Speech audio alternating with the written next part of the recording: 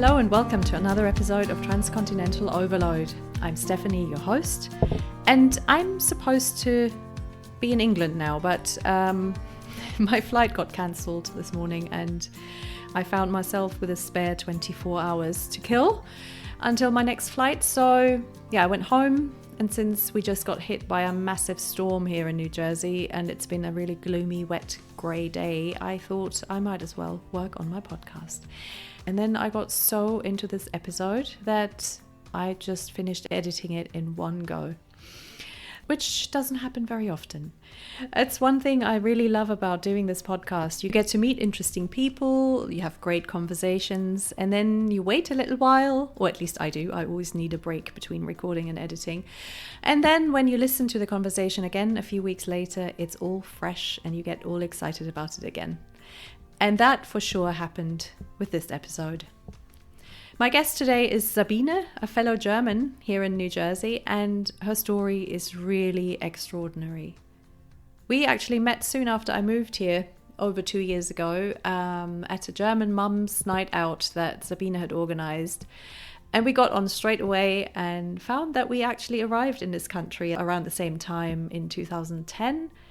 I went to the West Coast and Sabine to the East Coast. She and her partner both got jobs here in New Jersey and loved it here. Life was going great. They both worked, traveled a lot, got married, bought a house, had a baby, all of that.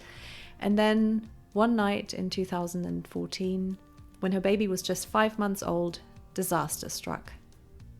Sabine had a grand mal seizure, was taken to the hospital, and they had to perform emergency brain surgery because they found a brain tumor. Her life changed literally overnight. The fact that she's here to talk to me about this today, 10 years later, is amazing in itself. The survival rate is on average 15 months, or 5%, 5-year survival rate following diagnosis and treatment. So buckle up and listen to how this experience has shaped her and changed her, and what she's up to when she's not organizing meetups for fellow Germans in New Jersey. Little hint, it's a lot. Let's listen to Sabine's story. Welcome, Sabine, to Transcontinental Overload. So happy to have you. Hi, thank you. Thanks for having me. How are you? I'm good. It's very hot right now, and I mean, you are a few miles from me. It's nice and easy to be able to do this via Zoom, so we don't have to step out into this disgustingly humid pea soup of a summer that we have in New Jersey right now. That's right. The humidity is what always gets me. I don't mind the heat, but the humidity is bad. Yeah. Yes. Yeah, absolutely. So we met a couple of years ago, I guess, when I first moved to New Jersey, and I was introduced to a German mums group in this state by another German friend of ours. Clearly, I was a newbie to New Jersey, but you had been living here for a while. So let's jump right into your story and find out what made you come to the US and to New Jersey in particular. Yeah. It's been 14 years this year. I'm going into year 15 of living here in New Jersey, the Garden State. This is not my first foreign country experience. When I was in school, I did one of those popular high school years, not in the US like many others did. I went to French Canada, Quebec, and that was because I always favored French over English. I was fluent at some point in my life, not anymore, but I just recently, a couple of months ago, actually joined a French conversation class that's offered through my local library. So I'm working on getting nice. back, and I do really enjoy speaking French. Mm-hmm. Anyway, ever since I got back from my experience over there, I told my friends and family that I will be moving abroad at some point in my life again, because I did enjoy doing that, meeting other people, learning about a new culture and being immersed in that culture and the country. And I get bored easily. So even in any job that I had after 2-3 years, I needed Mhm. something new. I think that's why I became a project manager, because with project, usually there's a lot of different changes. And yeah, so I had big plans to study abroad in France, in Paris, after I graduated from my high school back in Germany. Unfortunately, that summer, my mom died from cancer. So Oh. I didn't want to leave my dad and my sister behind shortly after that. And I Mm. completely switched around. Instead of studying French and math in Paris, I went for economics in Germany. I figured that's a subject that will help me, and economics are anywhere in this world. So Kind of a like a door opener. exactly, yeah. Yeah. So that's what I did. I chose a university pretty close to my hometown, so I could Mhm. actually also still live at home with my sister and my dad, and support them just from Mm. my presence.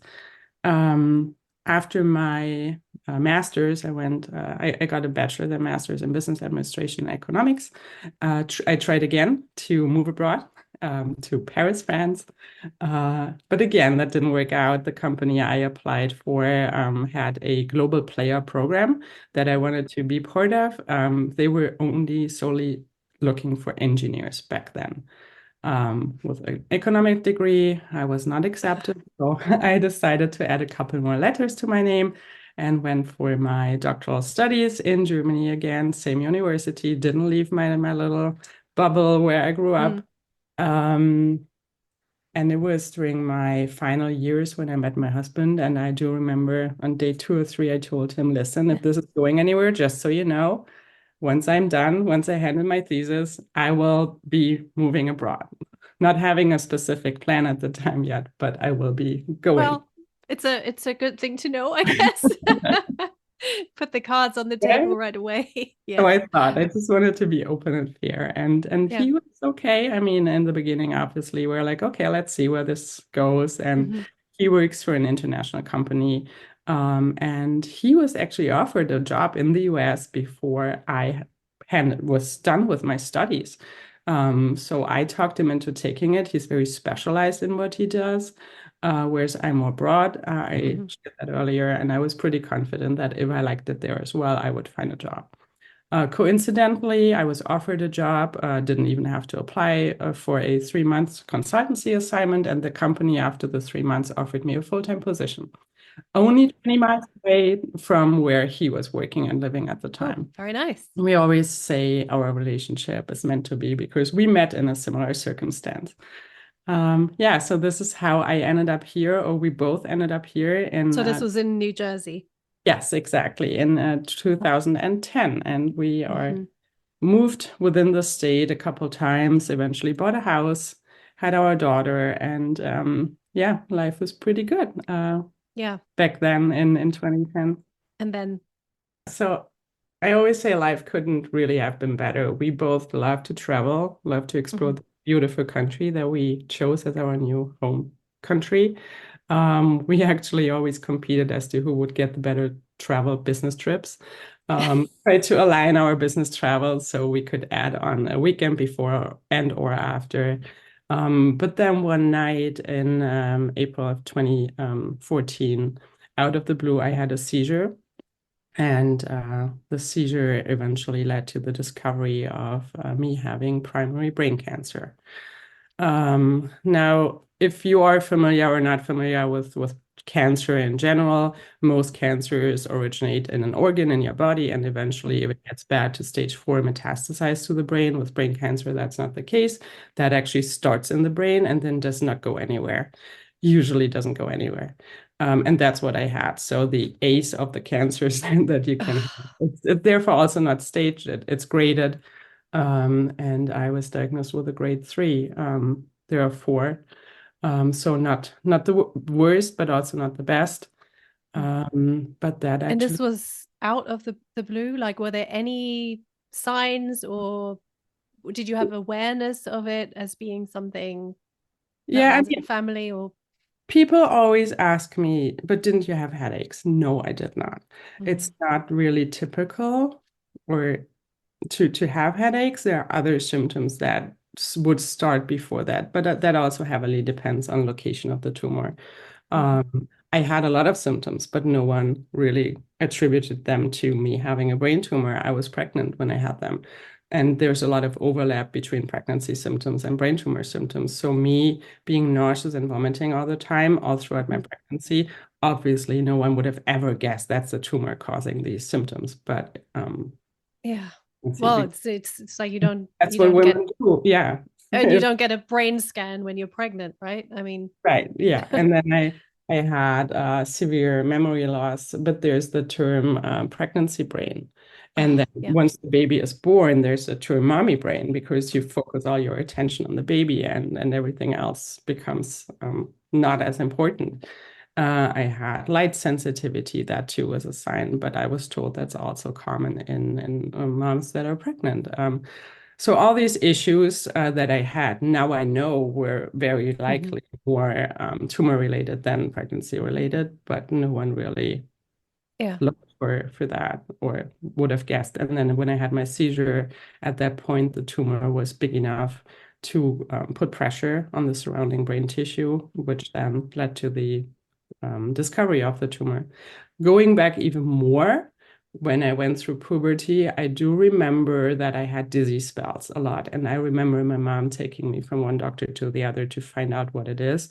And one of the doctors put me on some medication that, according to my mom, made me so high or like full of energy that she didn't want me to take it anymore. So we stopped. But because puberty is also a time in your life when you have that influx of hormones, uh, Hmm. it's very likely that the tumor was growing back then already. And even more so, we know that because I have a rare gene mutation that is common in pediatric brain tumors. Oh, wow. But When who did you, but yeah, I mean, you didn't discover that as a teenager because, exactly? again, I mean, no one Yes. does, did genetic testing then really. And also, it's like, why would they scan your brain? Yeah. But Yeah. yeah, that's what's so treacherous. So when did you discover that you had the gene mutation? So when they sent the mass that they extracted through open brain surgery to the lab, Hmm. and they performed the pathology on it just to look at what grade it is and how to treat it, because depending on the Yep. grade, there are 120 different types of brain tumors to begin with. Unfortunately, only two treatment options because of the blood-brain barrier and the Hmm. medication needing to cross that barrier. Um, it was after, I believe, 6 weeks after my surgery is when they told me that there's a Yep. rare gene mutation, which is good to have because when the tumor recurs, that's something that can be treated through a clinical trial. Okay. Through other medication that is not typically targeted towards just brain tumors. And then is that something that they would test, say, your child for as well? Um, well, the specific gene mutation is not bad to have in this scenario. I did have throughout the years, and with more research in any field, Hmm. really, more and more genetic testing becomes available. And every time it does, my hospital is very on top of it. And then they say, "Hey, can you come in for a blood sample? There's something we can test for now. If you Hmm. want to, obviously, we will connect you with genetics." And then I get that tested. And I did, especially for the BRCA test gene. I don't have it, which is good. I don't carry that. But that would set me up for other cancers. Hmm. I do have, ever since I was diagnosed with my brain cancer, moles popping up over Hmm. everywhere, and I had 13 removed since. Melanoma and brain cancer are related, so my dermatologist is very much on top of it. Thankfully, in this case, normally I would never use the word thankfully and brain tumors in one sentence, but her husband is also a brain cancer patient survivor, and this is why she's even more on top of it. So I appreciate her being very vigilant and Yeah. just I'd rather have her cut something out than it Yeah. Yeah. developing. Definitely. Definitely. And talk us through so when you had the seizure, do you remember having the seizure and I mean, how quickly did they act and how, yeah, talk us through that Yeah. experience. So I don't remember having a seizure, which is Mhm. good, I believe, because that way my friend who's a psychologist actually believes that it's a form of my brain to protect my brain from the trauma. What I do remember, I was already asleep. It was happened during the night. I woke up around, I don't know, maybe 1 a.m. And at the time, our little girl was only 5 months old, so she was next to my bed in a crib. Mm-hmm. Um, I woke up not feeling well, Mm-hmm. and then I felt I will be sick. So I was running in towards the bathroom and I was yelling, "Oh, I feel so sick. I feel so sick." And then there was the next day, I remember waking up in the hospital. Um, that's Mm-hmm. all I do remember. Mm-hmm. Everything that happens in between, I only know because my husband has told me.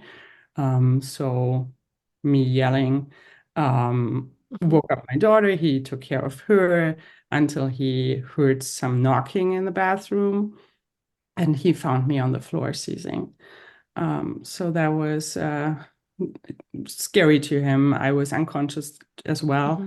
He Yep. called the ambulance, and I had a couple more seizures on route to the hospital. They did a CT scan because a seizure is usually always brought on by something neurological, and that's not really going well in the Mm-hmm. brain. They found a mass, and then they did an MRI scan, and the MRI found a tumor. And then when I woke up, my husband told me that I have a mass in my brain. And from then on, I just repeated the words, take it out, take it out, take it Yeah. out, because I didn't want to host anything inside of me that doesn't belong. And yeah, so I had emergency brain surgery very soon after that. Wow. And I know how big was the tumor? it was about the size of a golf ball. Mm-hmm. Right in my right frontal lobe, so right behind the skull, the front, very accessible. I was very, very lucky. The surgeon was quite aggressive, but it was also in a favorable location. Not every brain tumor patient can have surgery because you would destroy more brain tissue of trying to reach the tumor. Mm-hmm. Thankfully, that was not the case for me, and all visible cells could be removed. Now, you cannot just scrape around like you would in with any other cancer, or like taking a breast off, and just to make sure that you get all the margins in the brain. Yeah, Everything there's no. surrounding it is important for yeah, to function and maintain your functionality both physically and mentally. Mm-hmm. But so far, and this is the point where I always knock on wood, Mm-hmm. Yes, so and me far too. so good. Yeah. Wow, because we're now, what is this, 10 years on? Yes, I just celebrated my big 10-year survival. And I know that I'm one of the very lucky ones on the far right side of the bell curve. Mm-hmm. Average survival is 15 months, and that includes treatment. So 15 months versus 10 years, and then 5-year survival chance of 5%. Mm-hmm. Uh, Wow. I, there's a reason I'm still here. That's what I always say, and I try to live up to that. Yeah. And the recurrence rate in the first 5 years, I guess, is also pretty high, right? Yeah, yeah. Is So I have you did ask earlier if it runs in the family. Research to this day still says that Mm, there's no familiar gene or cause that it is hereditary, mm. but my uncle died from brain cancer 2 years ago. Okay. He passed from diagnosis to his final breath was 22 months. So he made it slightly over that 15-month range. And Mm-hmm. yeah, it's sad. And everything combined, like having only two forms of medications for it, not just being cancer, but also a neurological disease, because it does affect so much, is yeah, very devastating. So how do you, I mean, just kind of thinking back, so this is like ten years ago, you're in another country, you have your husband, your child, but in terms of support, I mean, all your families in Europe, how was that? Because this is, I mean, this is an expat's biggest nightmare, right? Nightmare, totally. It was pretty difficult. Now, I have to say, after my surgery and throughout the entire year of my chemotherapy treatment, I slept on average 15 to 18 hours per day. Hmm. It was more difficult for my husband. Hmm.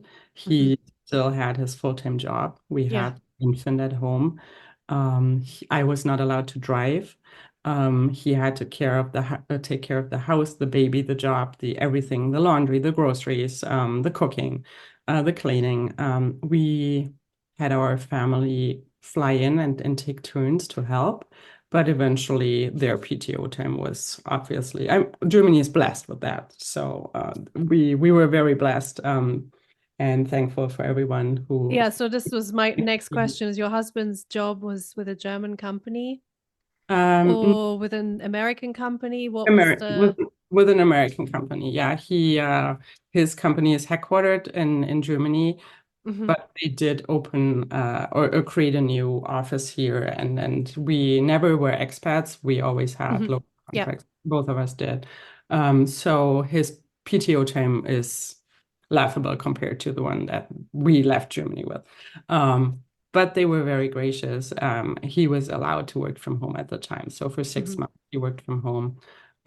Eventually, I told him, go get a treadmill. He didn't want to leave my side, but I could feel that he needed Mhm. something. He's a runner, has always been a runner. So that to him was very important for his well-being, mental well-being. Our family over there did not understand. They never really wanted me to move abroad. Yeah, that's just something that you have to know. Okay. There are a lot of people that only cope with the fact that even though I have been saying I'm going to move abroad since 1999 when I came back from Canada, that only cope with the fact that I'm not there anymore Mhm. because my husband's job took us here. No, that was not the case. I was the driving person. But anyway, Oh, yeah, yeah. People make their own reality in their right, yeah. minds. And Yeah, yeah. it's totally fine, you know. I'm Mhm. honored that they want me close. Um, but I'm here living my dream. So they thought this is now the right moment for me to move back so that Mhm. they could help in my care and with childcare and all of that. Mhm. Especially also, we still own a house in Germany, so it would have been pretty easy. Mhm. Yeah, But did it cross your mind? I mean, you must have had that thought yeah, as well. And but it did not. And one of the reasons is we live close to one of the leading cancer hospitals in the world. I'm being treated at Sloan Kettering in New York Mhm. City. Um, and coincidentally, the neurosurgeon that I was paired with when we asked for a consultant appointment, Mhm. he's from Germany. He's from Munich. Um, what a coincidence.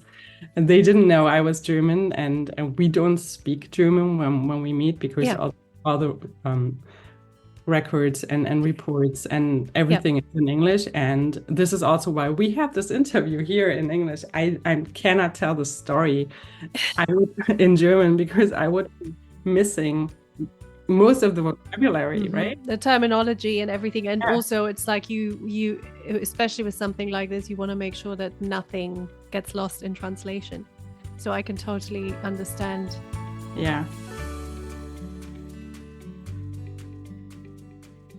Wow. So you were like, I'm here, I'm in the right place, I'm in good hands. We will manage.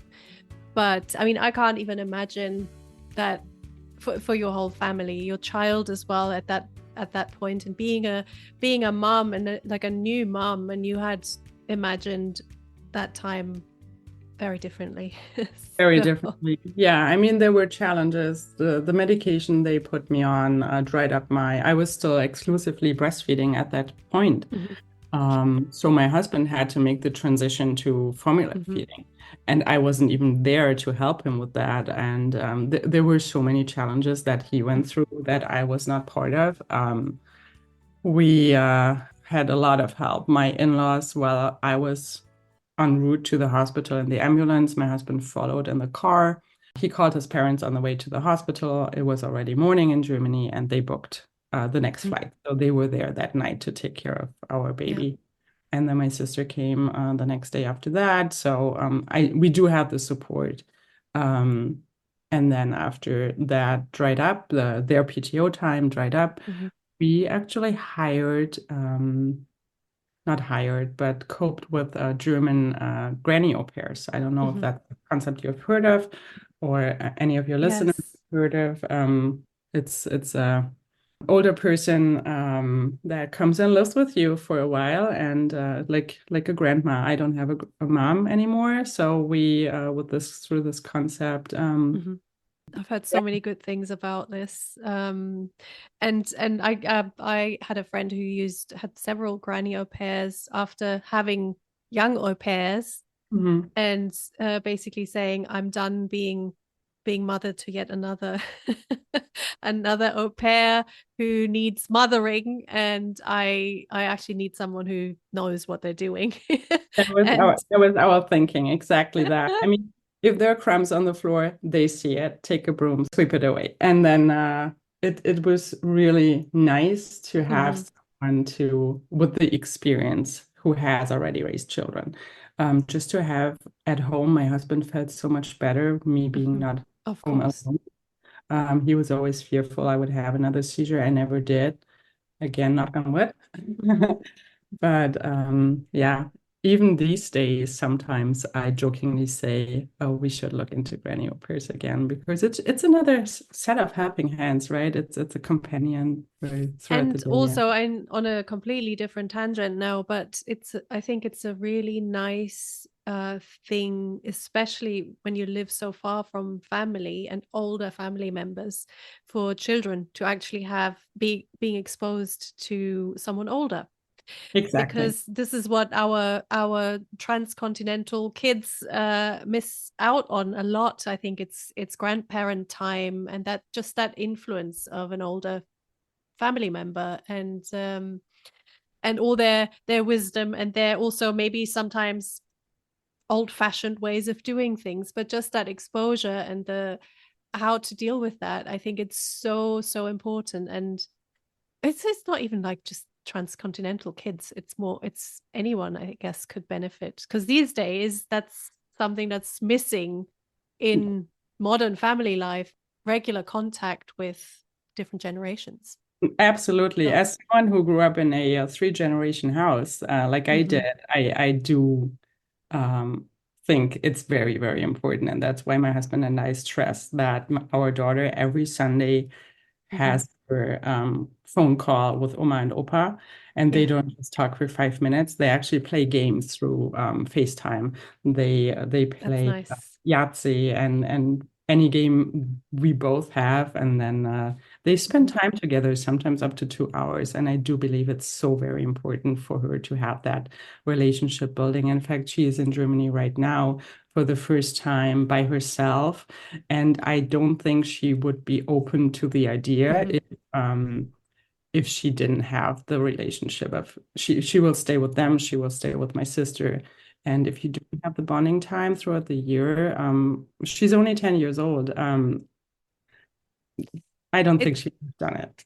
absolutely, and this is maybe I can from my perspective. So my kids are older, and we, like we said earlier, we moved to the US at the same time as you. So my kids were 7 and 4 at the time, and we spent every summer going back to Germany and England too, because the other side of the family is in England, Mhm. and building, making sure they have that relationship. And at that age, I found it fairly easy to do at the time it was Skype, but they needed that personal interaction as well. And so we would spend several weeks every summer, and people would say to us, well, why don't you go somewhere else? Don't you ever want to go on vacation somewhere else? And I was like, well, yes, I do, but this is more important to me, because I feel like they need that. And then when the teenage years hit, um, it wasn't so easy to do the FaceTime. Yeah, You I can couldn't, and it imagine. was really tricky. And actually now I think I wish I tried to push them more, or my parents more as well.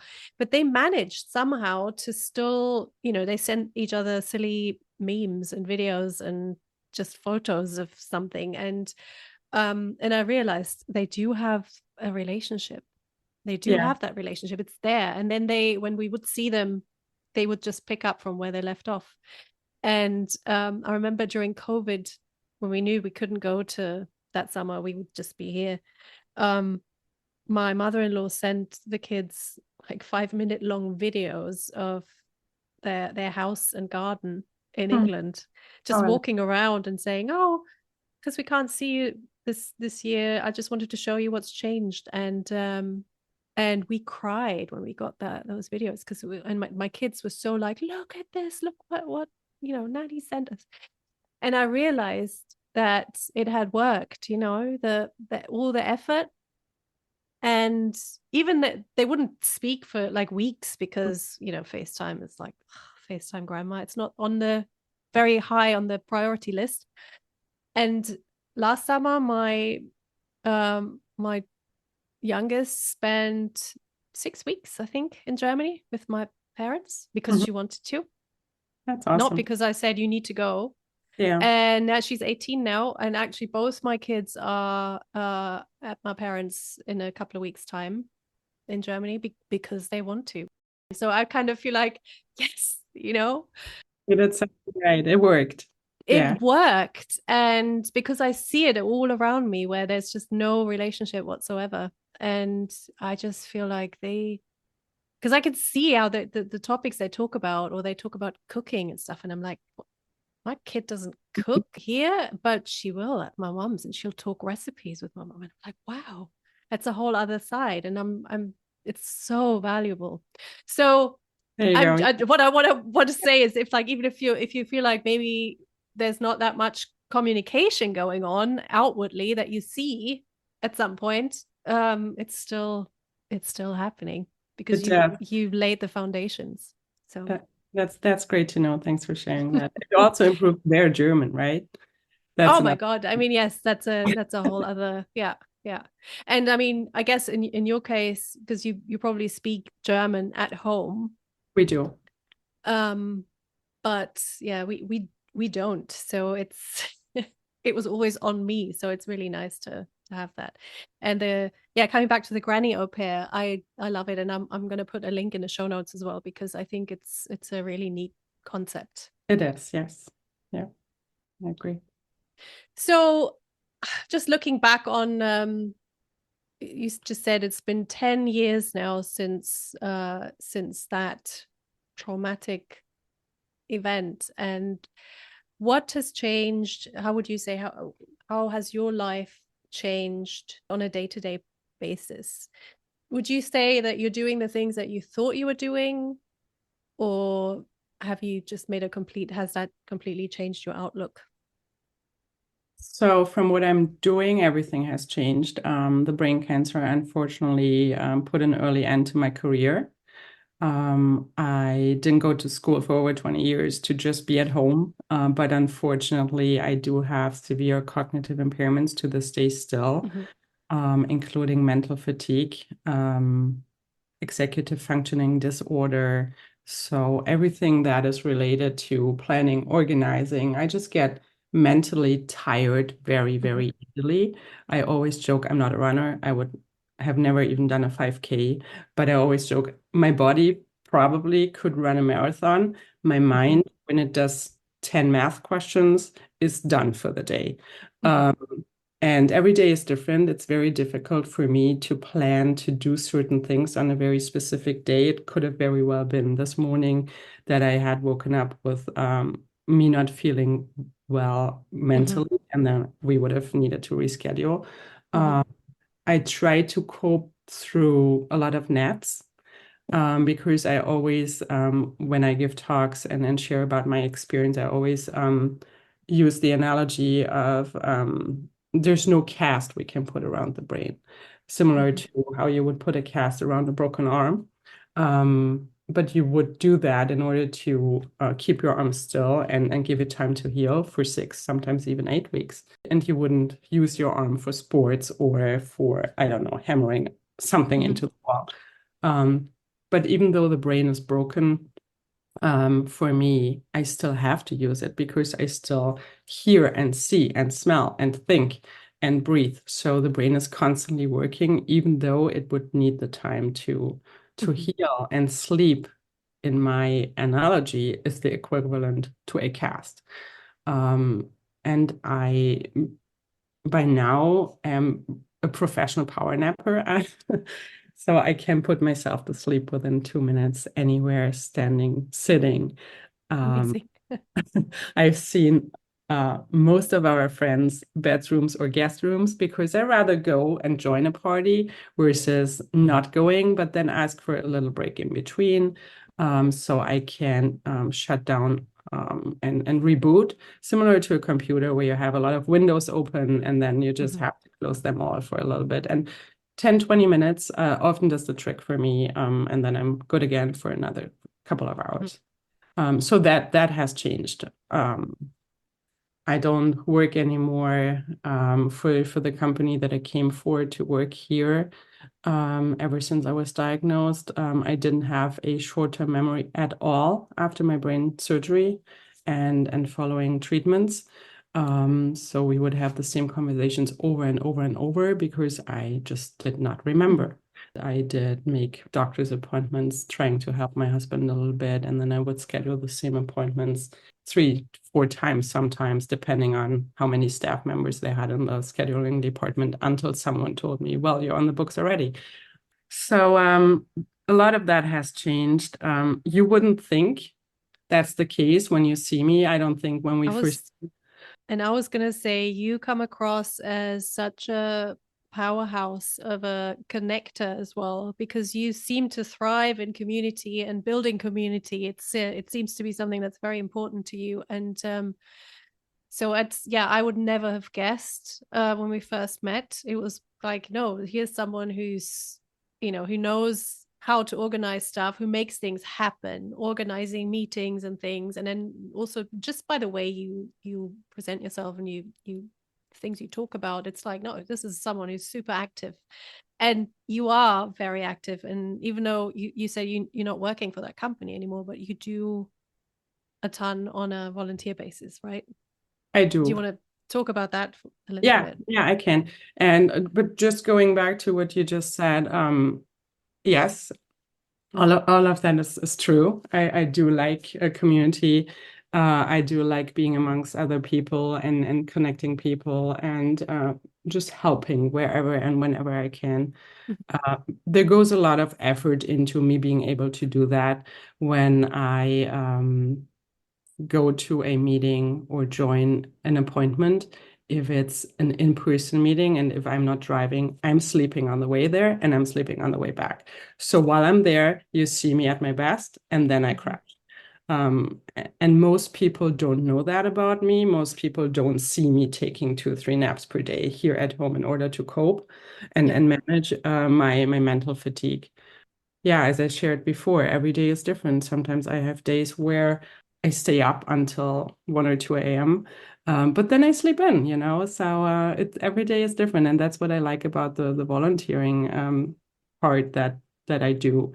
It's so very flexible, and it does allow me to still work. I do a lot of work that I used to do back when I was employed still, but I don't have to be in an office at a specific day and time of day. And honestly, the volunteer work that I do right now, to me, is more purposeful than any work I have ever done before. I absolutely understand that. I have, for example, I sit on multiple advisory councils for national organizations like the American Brain Tumor Association or the National Brain Tumor Society, just to name a few. For my hospital, Sloan Kettering Cancer Center, I'm on the Patient and Family Advisory Council. I'm on the board of directors for a fantastic organization called Epic Experience, headquartered in Colorado, that offer free week-long adventure camps in the Rocky Mountains for cancer patients and survivors. And then I am. That sounds amazing. That is amazing, and yeah, I'm happy to talk about that more because that's my favorite nonprofit of them all. But yeah, I'm a registered brain tumor advisor for the NCI even. there's a lot of need, because I shared earlier there are not a lot of us that survive this long to acquire the knowledge that it takes. And then if they do, not everyone is interested in doing it or talking about it even. I'm an open book. You can ask me anything about my journey and brain tumors and brain cancers. There's nothing that is taboo for me. And then the ones that want to do it may not even be able to do it, because brain tumors impair speech a lot, or they are even more cognitively impaired than I am, and that's why they cannot do it. So when I say I do it because I have to, I want to be that voice. I want to be the person that speaks up for those who no longer can.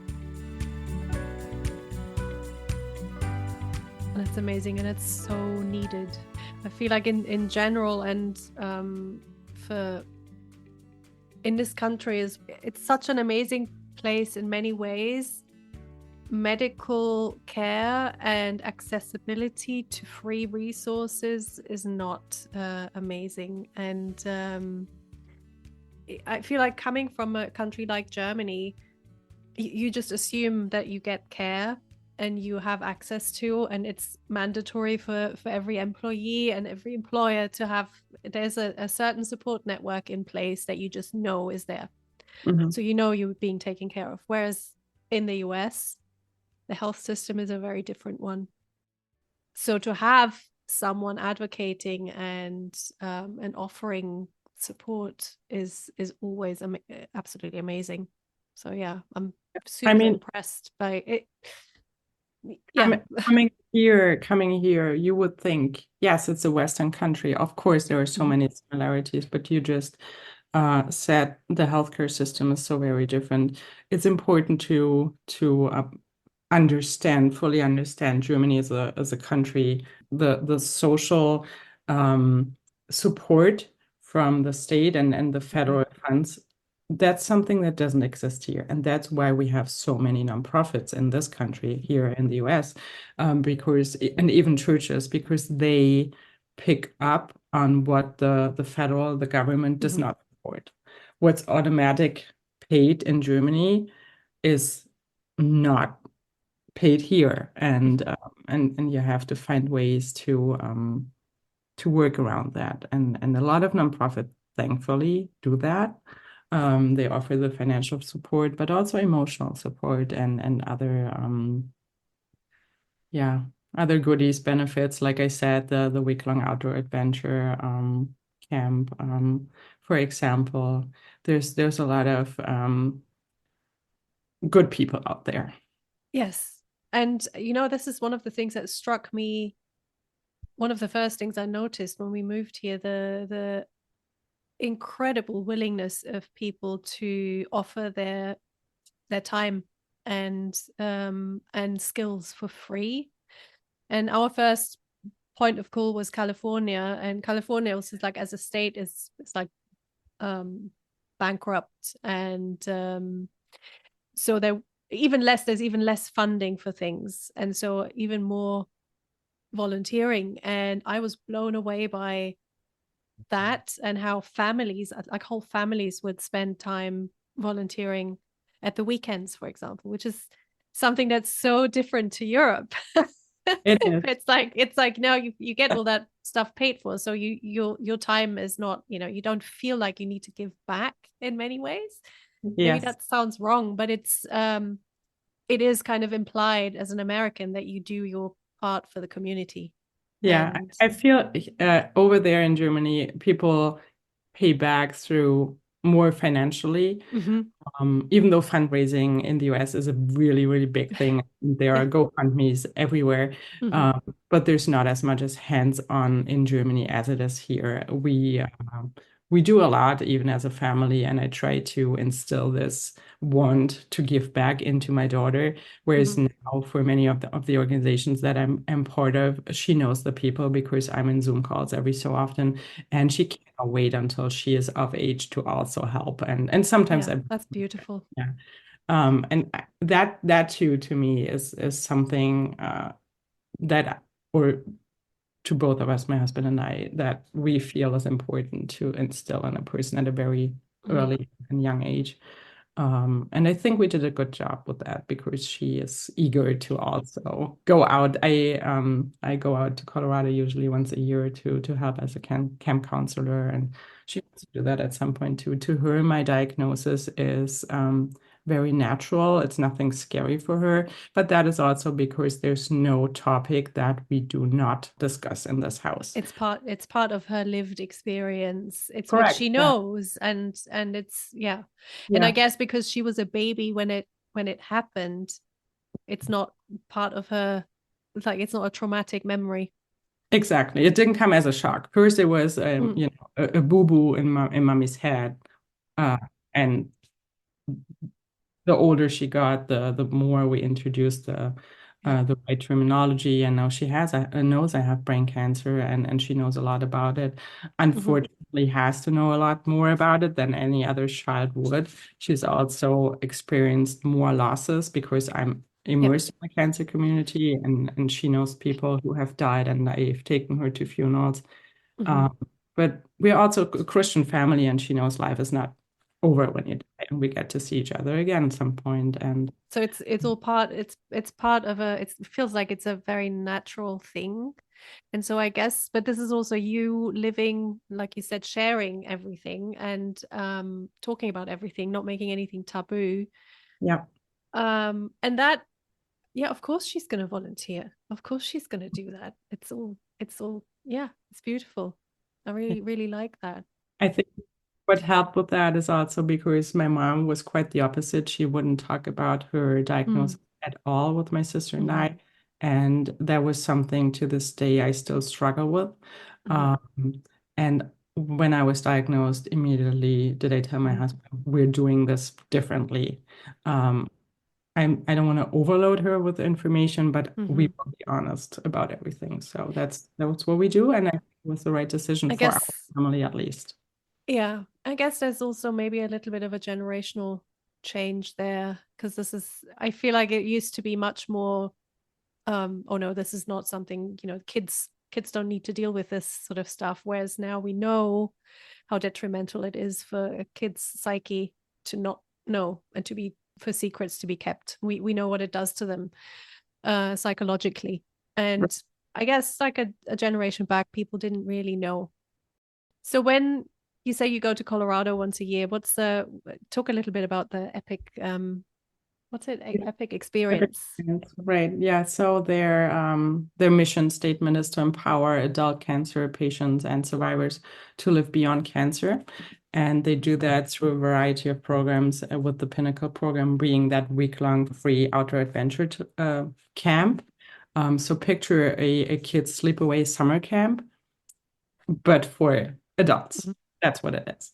It's horseback riding and hiking and whitewater rafting and whitewater kayaking, and all on this beautiful ranch in the Colorado Rocky Mountains. It's just my happy place. This is like the one place where I'm like, oh, if I had to move again in the US, that's where I would go. It's a beautiful state to begin with, and yeah, it's when you arrive at the ranch, and then you are spending the week with other people who have been through the same or something similar. There's no explaining when you say, oh, I have to go take a nap. No one would ever think, oh, you're lazy, or you there's this bond right away from day one.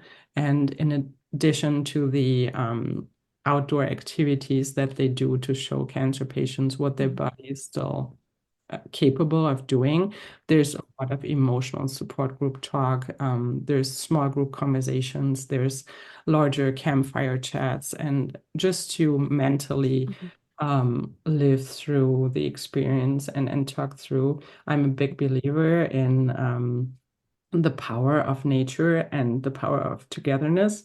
We talked about the community building earlier, so this is right up my alley. Yeah. So much better than any paid job you could be doing. So much more valuable. Exactly, yeah. And that's only one of their programs that they offer. So they also do regional days where it's just one day, but that's across the US. where we bring cancer patients together for just one day. I usually host one in Pennsylvania, where we do a day of kayaking, archery, stand-up paddleboarding, something like that, in partnership with LL Bean. And then they have a podcast, like, this year, Campfires of Hope, it's called. Oh, fabulous. Yeah, and I'll check that out. Yeah. and then Yeah. the latest program is called Thrive VR, where for those patients that are too sick to not being able to join any of the in-person programs, through virtual reality goggles and headsets, nature is brought to them into the care centers and treatment centers, so they can experience all the great activities that they offer, and they also do winter camps through virtual reality. Amazing. I love that there's all those possibilities now, and that's just going to get even better. So yeah, That is true. that's amazing. So let's talk a little bit, and we can talk about this now, because having a diagnosis like this, for someone who is not a citizen in this country, can be tricky. And we spoke a few weeks ago about your application for American citizenship. Yes. I'm so happy, I mean, on so many levels, that we can talk about this, because it's something that people don't realize sometimes when you move somewhere, and yes, you get a visa and you have a green card, but citizenship is something else. And I guess as someone who's lived in this country for 14 years, you would think applying for citizenship is just a formality. However, it was not. Yes, yeah. Even as a green card holder, you're just still a guest, right? At any given point, they can even deny you entry, right? Every time we leave this country, go on vacation, visit family overseas, depending on the mood of the immigration officer at the airport, they can say, no, you are, I don't know, I don't like your nose. Obviously, that's not the case, but it's not a guarantee to live here. It's different to a visa, where that is usually only temporary, and with a green card, you at least say that you have intentions to stay in this country for resident and longer, but you're a legal alien. As funny as that word has always sounded. Now, many years ago, my husband and I talked about the fact that our daughter, who has both citizenships, German and American by birth, because she was born here, she's an American, and because at least one of us is German. In our case, both are. She is a German citizen as well. And it was always weird to us to not have American citizenship, at least one of us, because politics can change. And what if they deport us? And what if, for whatever weird scenario or reason, they then say, no, your daughter's American, she cannot leave the country. Yeah. But you must. But you must, yeah. Who knows? And even when we set up our will and put all our legal paperwork in place, it's not easy. Yes, we can assign someone from over there to have her guardianship, but it's not easy for them to get her out of this country. So we have said that at some point we want to go for and apply for our citizenship. And so we did last year. We started the process. We applied first within Germany to keep the German citizenship. Back then, we had to do that still. As of yesterday, I believe, that law Yeah.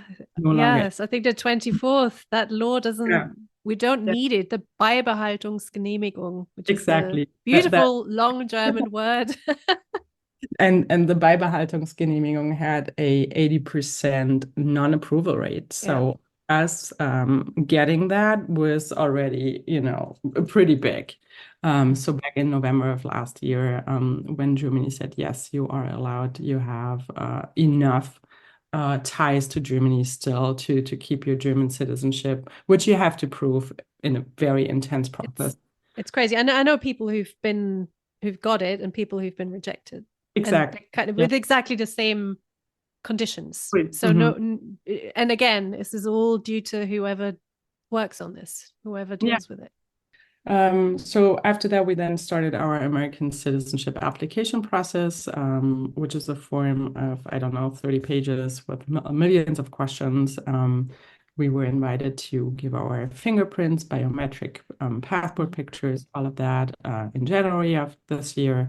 And then on April 25th, we both went for the test and the interview. And on that day, my husband became an American citizen and my application got denied. And that was a big shock. And that was around the time I believe then in May we met and we had talked about it. Yeah, And because you were just completely in shock that even though you had the go ahead from Germany. Yeah, exactly. And it wasn't just a denial of citizenship. It was also, I was all of a sudden facing deportation, the likelihood of being deported. The reason that they were saying that that's very likely to happen is because at the time when I got the green card back in 2015, it was employer sponsored. I was undergoing my chemotherapy treatment, so I didn't work at the time. And I was committing fraud apparently by doing that and not doing that. And it was my understanding, or now I know there's no medical reason really, that they would allow to do that. So we did hire an attorney and we looked into all the files from my employment, from my cancer treatment, and my employer and my oncologist wrote letters. So I had to prove that had obviously not intended to become sick and get brain cancer, and that I had intentions to still work for the company. And as of last week, Saturday, they approved my citizenship application. So I am not going to be deported. I will become an American citizen. July 24th is my oath ceremony. And Amazing. yeah, so I'm Congratulations. happy to also be able to travel again, because the reason my daughter is in Germany right now by herself is all throughout of this process, I was told that I cannot leave the country if I did, because I don't have a legal green card right now with the fraudulent green card activation that no one knew about. Was a thing. Not even the lawyer who applied for my green card back then. What a slap in the face I to know. be Yeah. told you hear that was fraudulent. Yeah. I mean, let alone having brain cancer, but it's like that's just I always said it, or my friends even more than I always try to find a solution to a problem, and I told my husband, if this is the case, if they don't want me in this country, we just move somewhere else and start over again. That's my mindset. I feel God wants me in a different place, and we just do whatever we do here in a different place because there's also a need for it. That's how I approached it. So I was, yes, obviously upset, but even more for my child, because for her, I believe it would have been the hardest. She doesn't know anything else besides Germany. But it worked out, and I'm glad it did. And I'm glad it's really amazing. Yeah. we can stay here, and I'm glad that we get to enjoy the beauty of this country longer, because I would have also been blocked for 20 years from re-entry into the US. And this is really, really important to know. I mean, the US is, I mean, every country has their own sets of, stopping illegal immigration and all sorts of things. But this to me just seems completely just random. It's so random and so arbitrary and so completely unjustified. I mean, going back to your comment from earlier, right? It heavily depends on who is looking over stuff. Yeah. I do believe that that's the case. I do believe that maybe the immigration officer didn't have a good day at the point. And no, I don't want to jeopardize anything I say here. No, absolutely.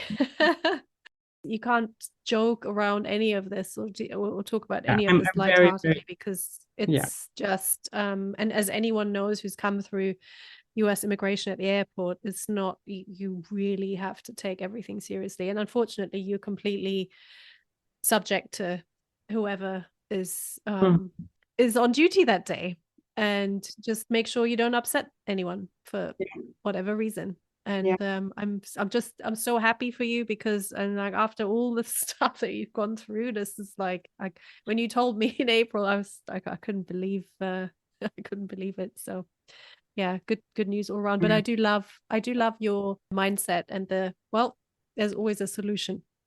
We can always create our own solution if we can't get it from this country. But wow, well, it's been really amazing talking to you, Sabine. I hope you're not too tired. No, it's nothing mentally fatiguing, because I've told my story so many times. I feel I have from an elevator pitch to this hour-long conversation that also includes other topics. That's something I want to enjoy doing, but I do because it's important to educate the broader. And I think listening to, that's why I do this podcast, listening to other people's stories, I think is always uplifting and just informative, and it makes people not feel so alone in what they're going through. And I bet there's people who also didn't have any idea of like legal implications of stuff that is it's not even your fault. It's just insane. So you said your daughter is in Germany right now, and it must be hard for you to not be there with her and see family and friends. Is there anything that you do when you have those moments when you're like a little bit homesick and you want that connection? Do you I know you speak German at home, so the language is probably not the issue, but is there anything that you do? Yes, I love taking pictures. I like photography, and I look through old pictures for past travels and experiences, and that's something I enjoy doing a lot. Or planning the next trip, right? So my husband and I are leaving for Maine this Saturday, and I do enjoy planning and looking into different cuisines and restaurants, and I just love traveling. We both love exploring. We like hiking, we like traveling, and being immersed in a different, best case, different culture. But that's what I do when there's a span in my year where I don't travel, and I do travel a lot.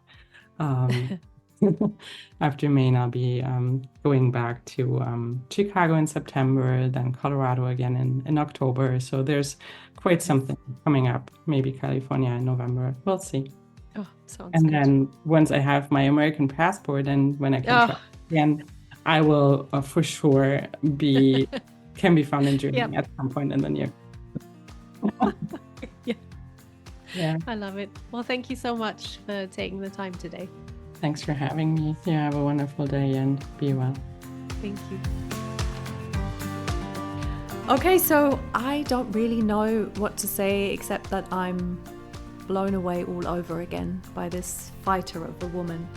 Thank you again, Sabine, for sharing your story, and congratulations again, as you have indeed become an American citizen in the meantime. It's so well deserved, although I think I probably would have felt a bit torn about this. I'm still totally shocked and really angry at the way this was handled, but I'm so happy that it all ended well and you got your citizenship. I took away a lot from this conversation. I mean, I knew Sabine and some of her story before we recorded this, and I knew that she is an incredibly strong and positive human being, but I'm just blown away by her outlook and her energy. If you'd like to connect with Sabine, Instagram is probably best, and I've put that and a whole lot of other links in the show notes. And that is it for today. Now I'm really going away for a few weeks.